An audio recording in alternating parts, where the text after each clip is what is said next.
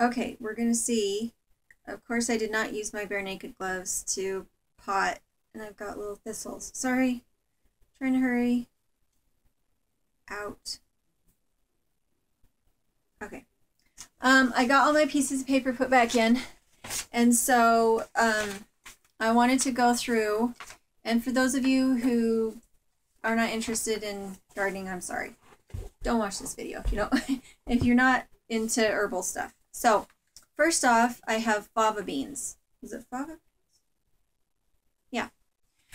And what I did with the fava beans is I took them and planted them at the base of each of my fruit trees. And before the fruit tree will be distressed, whether from a lack of fertilizer or a lack of water, the fava bean will be distressed.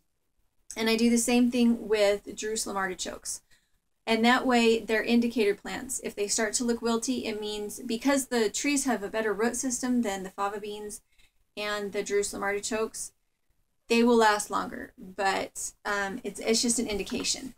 So I love fava beans. I don't sow them until about the same time that I plant my other beans because they don't do real well with the stress of frost.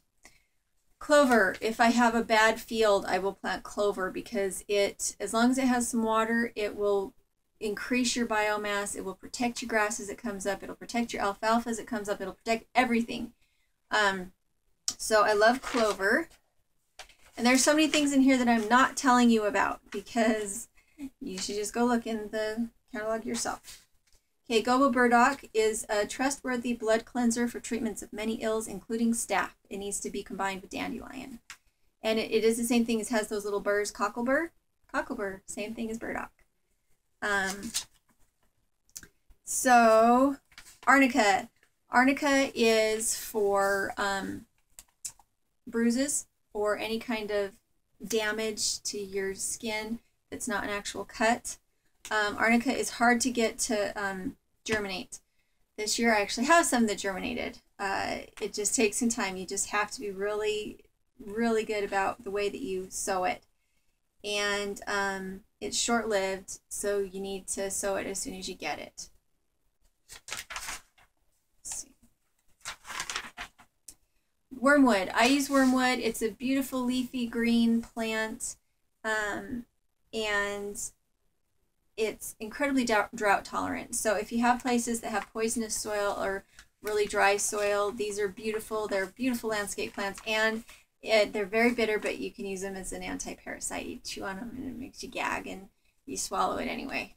Astragalus, I do have this started. And by the way, anything that I have planted is going to be drought tolerant. And it's going to, or if it's not drought tolerant, it's extremely cold hardy. Perennial, self-seeding annual. So anything that I tell you, with I think 2 exceptions, they will come back as long as I keep the chickens out of them. So Astragalus. It is, okay, I'll just read it. Feeling sickly, need to recuperate? Grow these and boil the roots in your soup. They impart their goodness, but it is best to remove roots before serving. Too woody to eat. So, Astragalus. I want to do gravel root. I haven't done gravel root. I figured because it is not cold hardy here, I didn't want to bother with it, but the root alleviates infection and toxicity in the urinary tract for those who have kidney stones or yeast infections or any other kind of infection down in that area. It would be a really good thing to have on hand. So I haven't done that, but I'd like to. Borage, it's a honey plant. Bees love it. Kids love to eat the little blossoms because they're sweet. Bugleweed. The leaves are aromatic, used in treating hyperthyroidism and Graves' disease. My dad has hyperthyroidism, and so do I. I can get a little bit hyper. I can just run, too much energy, OCD over the top. So, Butterbur. This one needs lots of water, but it is hardy here. It's used for treating spasmodic cough or deep-seated pain, and my goats ate it. I have ordered it twice now, and my goats ate it both times. So it must be delicious. Gobo burdock, a trustworthy blood cleanser for treatment of many ills, including staph. You combine that with dandelion. I think I already said that one. Calendula, it's like a marigold. And what it is it's good for treating premier antiseptic and healing agent when made into salve, succus, tincture, or simply masticated, meaning chewed up and applied to the injury. Inhibits inflammation and speeds healing. My mom used this for us on pink eye. You make a tea with it, you bathe the eye with the tea, and it cures pink eye. Also, it's the well-known put it around your garden and it inhibits bad bugs thing. I don't know how well it works for that. Although my mom did that, I don't know how well it works. Celandine. It is a penetrative alternative ingredient in hand and foot baths for treating debilitating disease. I would imagine, does that mean diabetes? I don't know. Like the problems you get in your extremities from diabetes. I don't know if that's what it's meant for. But it also is used for getting rid of warts. Not something you're supposed to take internally, except in really small doses. Chamomile German. It's a good tea. I love to drink tea. It's how I stay hydrated. And I am a very munchy person. I could eat all day. I love food. And most of the time, I'm just not hungry. I just want something in my mouth, so I use tea. Also, the German chamomile is used in making the homeopathic QRT solution that you put in compost that makes compost in 2 weeks. It's on journeytoforever.org. If you haven't seen that article, it's fabulous. The quick return compost, or I don't remember. The Cleavers family. They are for just about everything that could be a problem. Cleavers is used as a premier lymphatic tonic and spring cleanser. Madder is used for urinary gravel, dropsy, amenorrhea, which is absence of period, and jaundice. Our Lady's Bedstraw is used for curdling cheese and a lymphatic and urinary tonic. And it smells good, so they would put it in their mattresses. When they would put straw in their mattresses in the spring, it would make them smell good. Our Lady's Bedstraw. Comfrey. Russian comfrey can be used for permaculture uses, for mulch. Also good to be put in compost tea or your compost bin. True comfrey is used for all sorts of things. Okay, so so I'm just going to read it. We offer 2 types: a true, fertile, original, and exquisite Symphytum officinale, and the extremely useful, robust, and fast-growing Russian Bocking 14 cultivar. Both of them have allantoin in it, and they can be used for a healing salve. Both types are good ingredients for compost piles, compost tea, food, and or medicine for livestock and medicine for humans, used medicinally in the form of poultice, salve, tincture, and tea. I love comfrey. So, and I have had absolutely no trouble with getting the true comfrey to start from seed. It starts every time for me. I get the cuttings for the Russian comfrey. Feverfew is used for treating or valuable tonic for the prevention of migraines. Tansy is used for its agreeable fragrance and strongly repels flies. And I think there's something else tansy is used for, and I don't remember what it is. But tansy grows really well here. It's a big weed here. My dad used to try and kill it every chance he got. Difference between a farmer and a hobby farmer is sometimes you just kill the weeds if you're a real farmer. I haven't got to that point yet. Dandelion.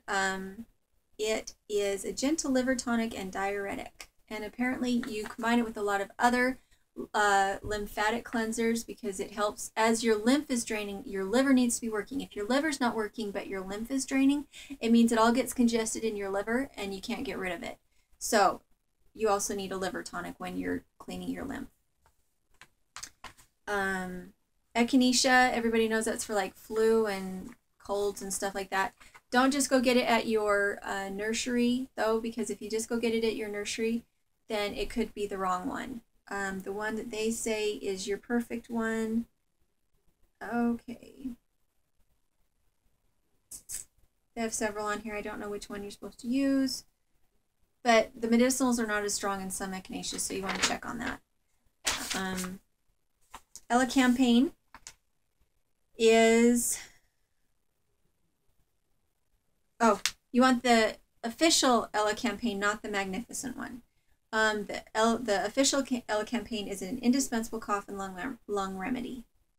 I grow a lot of that because I chronically, when I was a kid and my diet was bad, before I figured all my diet stuff out, I had asthma all the time. And so my lungs are the first place that I get sick if I get sick.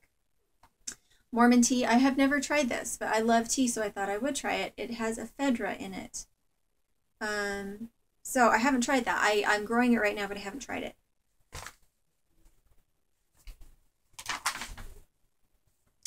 Lady's Mantle, tea used for treating PMS. I'm growing that. Easy to grow. Licorice Official, I am growing it right now. It's supposed to be, the roots are supposed to be like an adrenal something. Sometimes you have to be careful not to use too much if you have adrenal problems, because I guess somehow it can maybe mask that you have a problem with your adrenals. So it is a medicine. It isn't just something fun to suck on, because it's those little licorice root branch thingies that taste intensely of licorice, and I do have that growing right now. And it's only hardy down to 20 degrees, so it is not perennial here in my area. Pleurisy root is one I want to try. It's called butterfly weed. The reason I haven't tried it yet is because it is supposed to be a weed that is just takes over everything. And also I don't think that deer like it, so I'm pretty sure my goats wouldn't like it, so I have not tried it yet. But I would love to try it because I've had pleurisy and I know it hurts. Mint, I've grown all kinds of mint. I love mint because I love tea.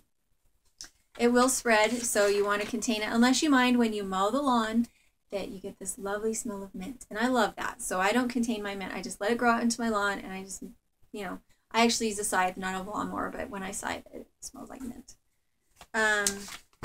Feel a little self-conscious right now because I actually have the camera turned so I can see myself, and I'm kind of self-conscious a little bit.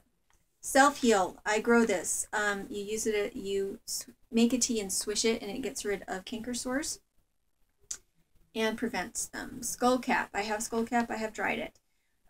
Dried root is a dependable treatment for contagious diseases, including dysentery and flu. So in less than hygienic situations, this would be a really good thing to have around. Skullcap barbat treats cancerous tumors. I have that also. I have all the Skullcaps because they all are perennial here. Official Skullcap is a nervine tonic. Sorrel, I do have sorrel. I have garden sorrel. It's very tart, and if you have an animal that has heat stroke or sunstroke or something like that where they got too much sun, you have them eat the sorrel and it will keep them from dying. We've tried this on all of our animals and it really works well. Sheep sorrel is part of an Easiac anti-cancer formula. I do not have sheep sorrel, but having just read that, I think I should get some. Yarrow, I've tried in different places up in my front where I thought it would be okay. It's supposed to be really drought tolerant, but apparently it's not poison tolerant because our front pasture is poisonous from all the silt that has blown from our neighbor's pasture with all his sprays and stuff. It's blown into our front pasture, and our ground up there is poisonous. So our yarrow will now need to be planted in the backyard where it will have moisture and safety from that poison. But I have tried the yarrow. With yarrow, it is super tiny. You cannot water it even from the bottom. You have to water it on the top with a little spray gun set on mist. And then it will come up fine. There are some that just, they're so tiny when they come up, and yarrow's one of them. Mist it. Do not even water it from the bottom. Do not cover it with any dirt. Just sprinkle it and then press just a tiny bit. Yarrow's hard to get to come up. And then this is the grand finale, Aloe Arborescens. And this one is the one you take internally to prevent and cure late stage cancer tumors.